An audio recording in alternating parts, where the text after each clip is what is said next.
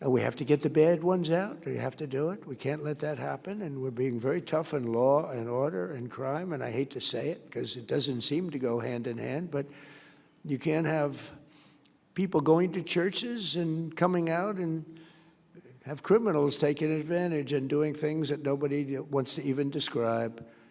And that's not happening anymore. You know, Washington, D.C. is a very safe city now. When I took over, Washington, D.C. was a death trap.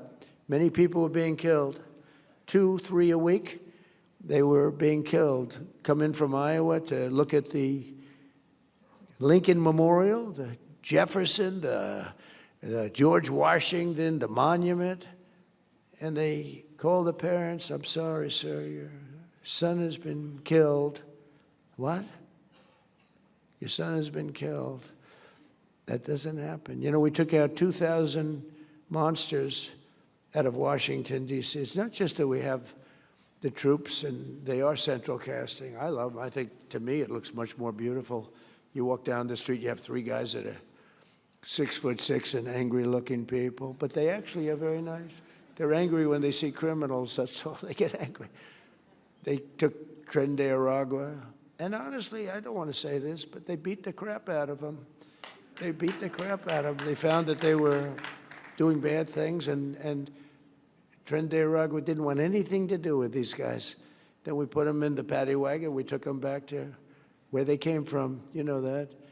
But we took out over 2,000 hardcore criminals. You know, 2% of the population produces 90% of the violent crime. Think of that. Think of that.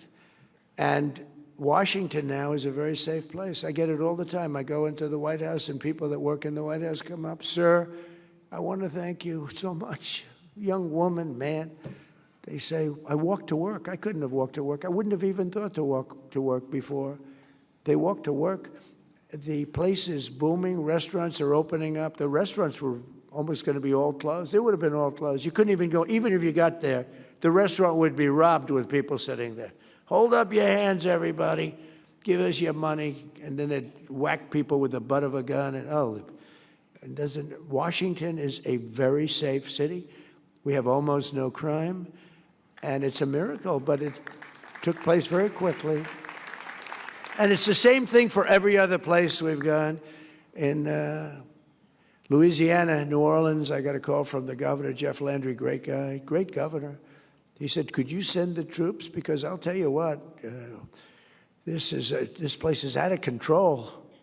I did, and in a period of 2 weeks, we got crime down by 25%. Now it's been about 7 or 8 weeks. We have it down 77%, and within another month, they're not going to have any crime, and they're not going to have any crime in that wonderful city of joy that people go up and down. Right? They're not going to have any crime there. It's